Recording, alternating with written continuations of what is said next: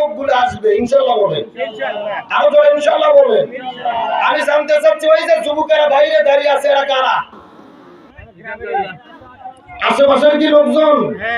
আসলে আমি আলোচনা শুরু করি ভূমিকা ছাড়াই। আলোচনার মতো আলোচনা হলে 30 সেকেন্ডই যথেষ্ট। জোরে বলেন কয় সেকেন্ড? এখন আপনারা প্রশ্ন করবেন হুজুর এই কথা বলার কারণ কি?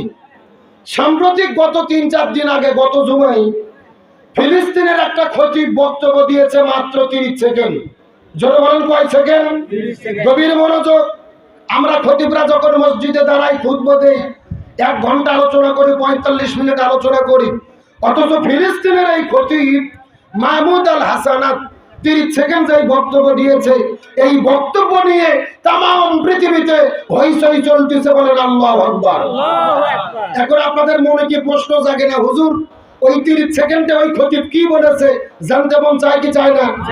গভীর মনোযোগ লক্ষ্য করেন।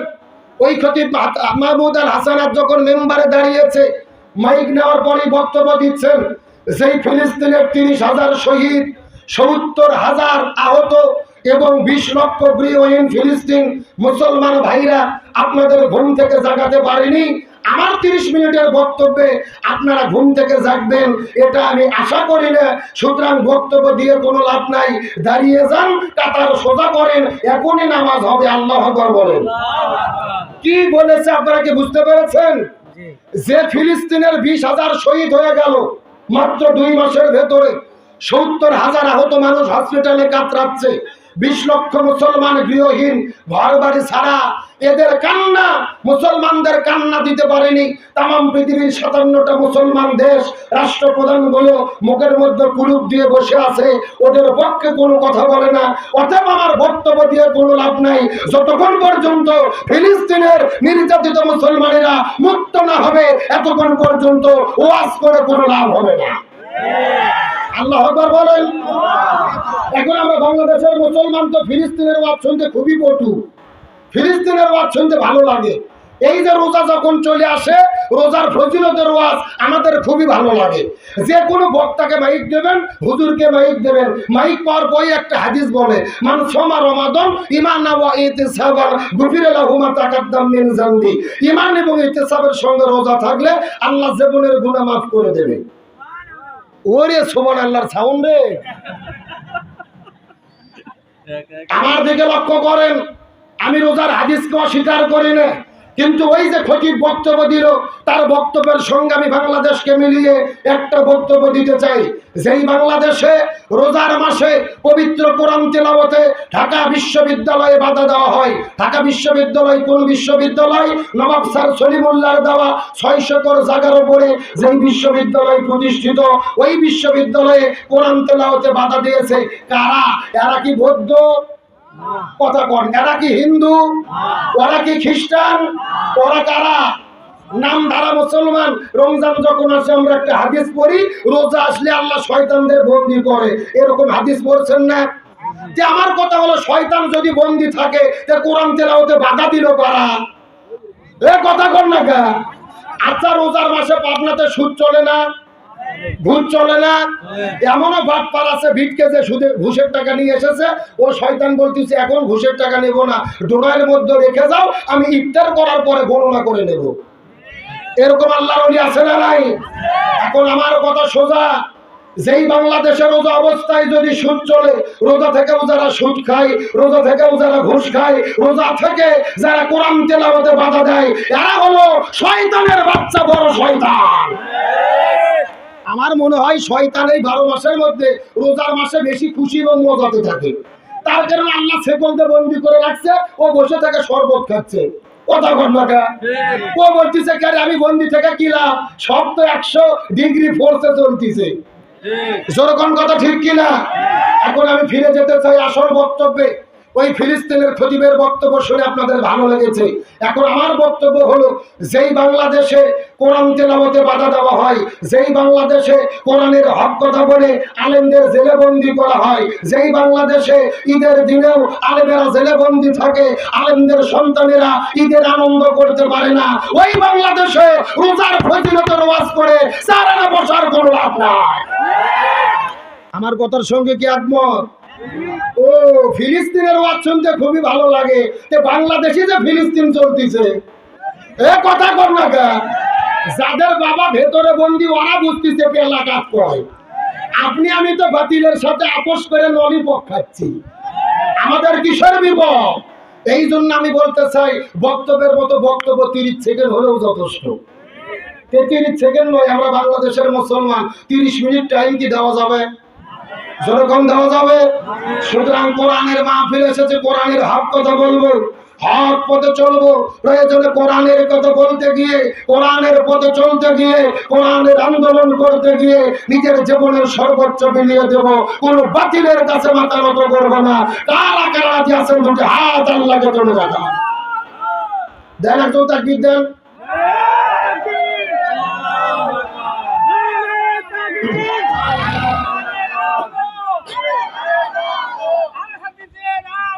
ঘরে ঘরে আলো, হুঁশিয়ার সাবধান, হুঁশিয়ার সাবধান। আল্লাহু আকবার। কে বুড়ো চাচা তাকবীর দিল, যুবকরা কি করলো? আপনাদের কি ভয় ধরতেছে নাকি? কে ভাই, কোরআনের মাহফিলে তাকবীর দিতে কি কোনো বাধা আছে? কোনো টেনশন আছে? কোরআনের মাহফিলে আল্লাহর নামে যদি তাকবীর বলা না যায়, হরে কৃষ্ণ হরে রাম স্লোগান দেব? মাহফিল যতক্ষণ চলবে তাকবীর ততক্ষণ চলবে। রাজি আছো মুসলমান? দেখে একজন দাঁড়িয়ে বাঘের বাচ্চার মতো তাকবীর দাম তো দেখি।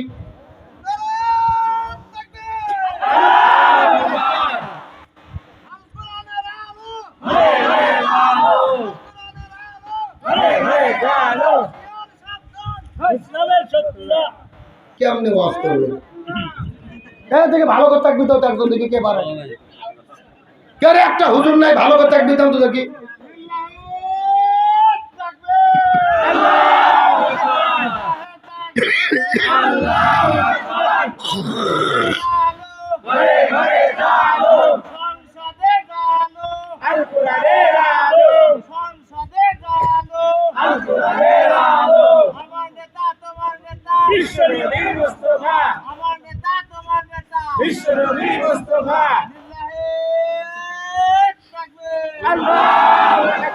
আলহামদুলিল্লাহ বলেন। এবার এই হুজুরকে এক কাপ চা দেন তো। ও যতক্ষণ ঠিক আছে ও ততক্ষণ চলবে, কতক্ষণ ঠিক কিনা? এখন যদি অনুমতি দেন আমি সরাসরি কোরআন থেকে তাফসীর শুরু করতে চাই। আপনারা কি রাজি আছেন ভাই? সব আমার সঙ্গে পড়ে না। আউযু বিল্লাহি মিনাশ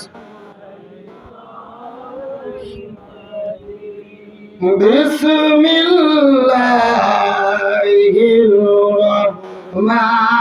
রহমানির রহিম।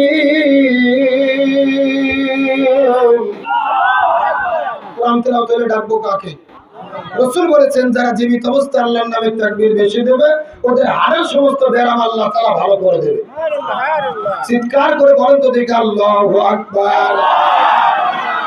আলিফ লাম মিম।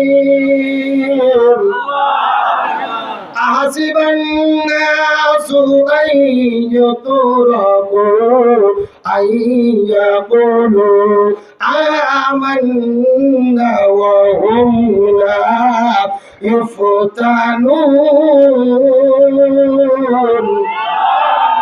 ولقد فتنا الذين من قبلهم فليعلمن الله الذين صدقوا ولا يعلمن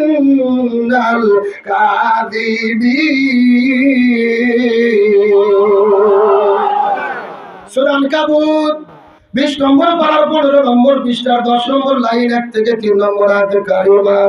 তাফসীর ইবনে কাসির, তাফসীরে কাবির, তাফসীরে কুরতুবী, তাফসীরে মুনির, তাফসীরে মারিফুল কোরআন, তাফসীরে খাজিন, তাফসীরে তাবারি, তাফসীরে বিজলালিল কোরআন, তাফসীরে তাফহিমুল কোরআন। এই আয়াতের উপর ভিত্তি করে 1 নয় 2 নয় অন্তত 10টা তাফসীর গ্রন্থ আমি দেখেছি। এই আয়াতের ভেতরে আল্লাহ তাআলা এত পরিমাণ কথা বলেছেন। এই আয়াতের উপর ভিত্তি করে বর্তমান প্রেক্ষাপটকে মিল করে যদি আলোচনা শুরু করা হয়, আলোচনা চলতে চলতে চলতে দিনের পর দিন চলে যাবে, মাসের পর মাস চলে যাবে, তারপর আলোচনা শেষ হবে না। জোরে বলা যাবে কি মারহাবা। এটা কোরআনের মুজিজা। কোরআনের আলোচনা শুরু হবে কিন্তু শেষ হবে, এটা কার বক্তব্য? আল্লাহ রাব্বুল আলামিন বলেন, ওয়ালাউ আন্না মা ফিল আরদি মিন শাজারাতিন আকলামুন ওয়াল বাহরু ইয়ামুদ্দুহু মিন বাদিহি সাবআতু আবহুরিন মা নাফিদাত কালিমাতুল্লাহ ইন্নাল্লাহা আজিজুল হাকীম। সূরা লোকমান 21 নম্বর পারার 12 নম্বর পৃষ্ঠার 13 নম্বর লাইন 27 নম্বর আয়াতে কারিমা। তাফসীর ইবনে কাসির থেকে বলতেছি, আল্লাহ রাব্বুল আলামিন বলে, ও পৃথিবীর মানুষেরা ভালো করে বোঝার চেষ্টা করো, আমি তোমাদেরকে যে কোরআন দান করেছি, এই কোরআনের যদি তোমরা একটা শব্দের ব্যাখ্যা করতে চাও, চিৎকার করে বলেন তো দেখি কয়টা শব্দ? আরো জোরে। জোর হলো না। আল্লাহ রাব্বুল আলামিন চ্যালেঞ্জ করে বলেন, আমি তোমাদেরকে যে কোরআন দান করেছি, এই কোরআনের যদি তোমরা একটা শব্দের ব্যাখ্যা করতে চাও, আর একটা শব্দের ব্যাখ্যা করার জন্য আমি আল্লাহ তাআলা तमाम পৃথিবীতে যত বৃক্ষ সৃষ্টি করেছি, মিন শাজারাতিন আকলাম, সমস্ত বৃক্ষগুলিকে কেটে কেটে যদি তোমরা কলম বানাও, আল বাহরু ইয়ামুদ্দুহু, আর সমুদ্রের পানিগুলোকে যদি তোমরা কালি বানায়া নাও, तमाम পৃথিবীর বৃক্ষ কলম আর 7 সমুদ্রের পানিকে একত্রিত করার পরে যদি তোমরা লেখা শুরু করো, আল্লাহ তাআলা চ্যালেঞ্জ করে বলে, লিখতে লিখতে तमाम পৃথিবীর বৃক্ষ কলম ফুরে যাবে, 7 সমুদ্রের পানি কালিও ফুরে যাবে, তারপর কোরআনের একটা শব্দের ব্যাখ্যা লিখে কখনোই শেষ করা যাবে না। আচ্ছা মানুষ বলো দেখি, রাত্রি কেন কালো? সূর্য বলো কোথা থেকে পাইলো এত আলো? ফুলগুলো নানান রঙের কেমন করে হয়? পাতাগুলো সবুজ বটে ফুলের মতো নয়। দুধ কেন এত সাদা? মরিচ কেন ঝাল? আমগুলো পাকলে বলো কেমনে হয় তা লাল? আরে পশু পাখি কয় না কথা, মানুষ কেন কয়? বলো মানুষ বলো দেখি কিভাবে কি হয়? আমি সবই মহান প্রভুর দান, নত শিরে সেজদা করো ওহে মুসলমান। আরে ডিমগুলো একই রকম, পার্থক্য নেই মোটে, তবে সাদা কালো বাচ্চাগুলো কেমন করে ফোটে? আমরা সবাই বাস করি এই পৃথিবীর অঙ্গে, হাতের লেখা মুখের চেহারা মেলে না কারো সঙ্গে, আর মেলে না গলার আওয়াজ আঙুলগুলোর আল্লাহ তাআলা একজন আছেন, প্রমাণ হলো ঠিক, চিৎকার করে বলেন মারহাবা। জোরে লা ইলাহা ইল্লাল্লাহ। Tissue tissue.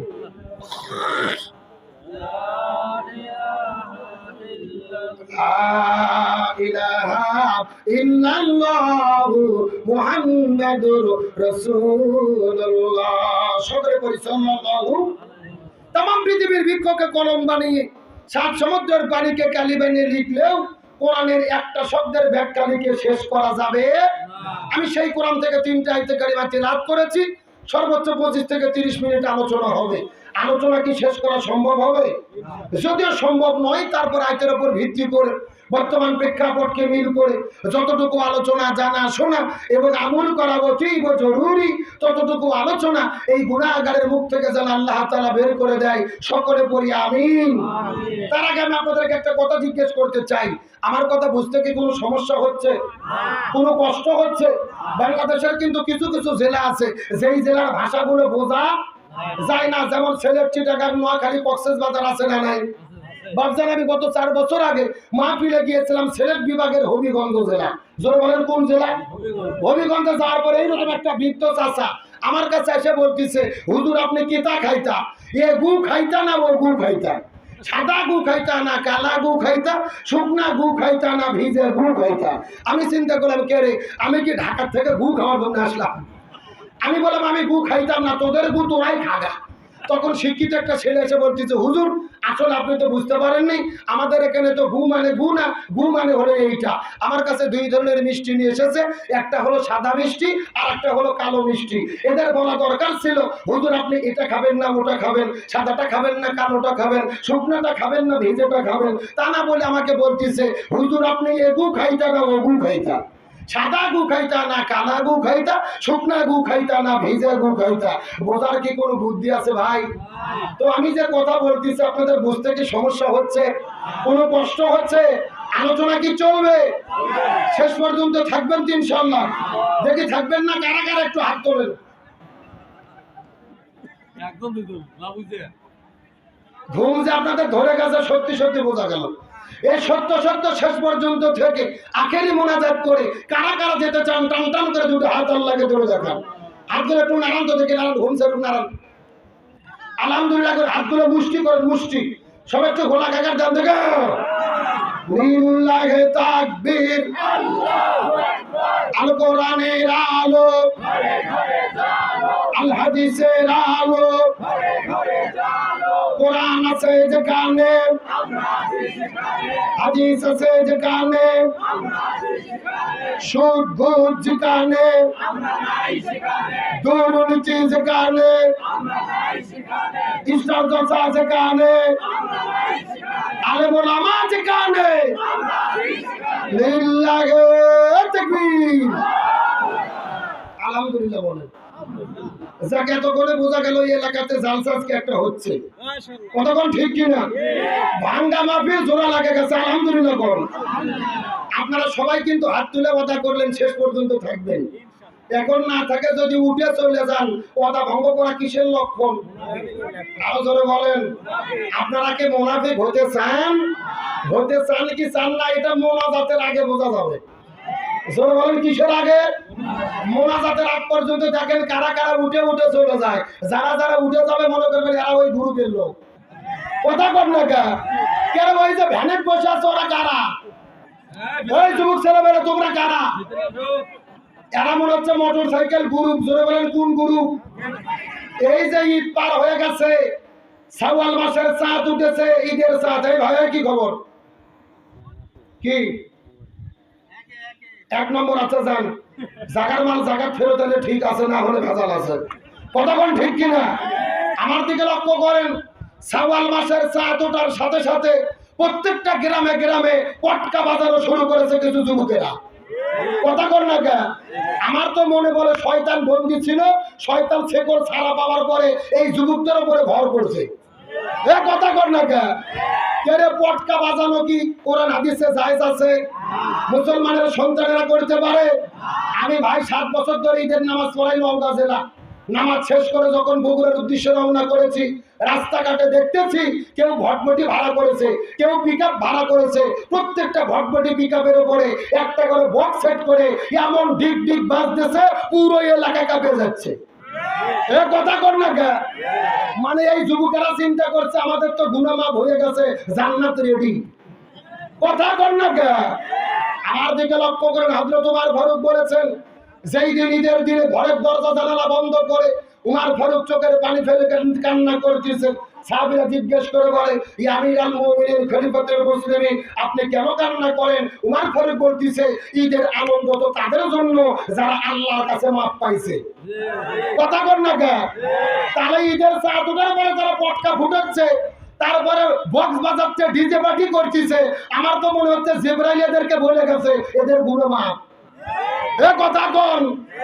আরে ভাই ওই যে ডিজে পার্টি নিয়ে ভটভটির উপরে পিকআপের উপরে যেভাবে নাচানাচি করে, ওটা মানুষ না বান্দরের বাচ্চা, বোঝার বুদ্ধি নেই। আজকে একটা নিউজের মধ্যে দেখলাম গতকালকে এবং আজকে এই লাফালাফি করতে যেয়ে 21 জন মারা গেছে। সুবহানাল্লাহ কোন? এরা কিসের নাউজুবিল্লাহ, সুবহানাল্লাহ কোন? এই 21 জন মারা গেছে লাফালাফি করতে যেয়ে। ফেসবুকে খবর, কেউ ইন্নালিল্লাহ বলতেছে না, সবাই আলহামদুলিল্লাহ বলতেছে। কারণ হলো যারা নাচানাচি করতে যেয়ে মারা যায় এরা জান্নাতি না জাহান্নামী? আরো জোরে বলেন। তার কারণ পটকা বাজানো, তারপরে ডিজে পার্টি করা, এগুলো মুসলমানের সংস্কৃতি নয়, এগুলো ইহুদি খ্রিস্টানদের সংস্কৃতি। আমার নবী যে মক্কা থেকে মদিনায় হিজরত করার পরে দেখেন মদিনাতে হেমন্ত বসন্তকালে উৎসব হয়, ওরা আনন্দ করে। আল্লাহর পক্ষ থেকে জিবরাইল এসে বলে, ইয়া রাসূলুল্লাহ, মুসলমানেরা ইহুদি খ্রিস্টানদের দিবস পালন করবে না, গান বাজনা ঢোল তবলা বাজাবে না। আল্লাহ দুইটা উৎসব দিয়েছে, একটা ঈদুল ফিতর আর একটা ঈদুল আজহা। সুবহানাল্লাহ বলেন। তাহলে পৃথিবীতে ইসলাম এসেছে, ঈদ এসেছে এই ডিজে পার্টি গান বাজনা বন্ধ করার জন্য। আর মুসলমানের বাচ্চা যারা ডিজে পার্টি করতেছে, গান বাজনা করতেছে, এরা মুসলমানের বাচ্চা হতে পারে না। আজকে আমি তো মনে করি যুবকদের দোষ নেই, বেশি দোষ হলো এদের পিতা মাতায়। কারণ বাবা মা যদি সচেতন হতো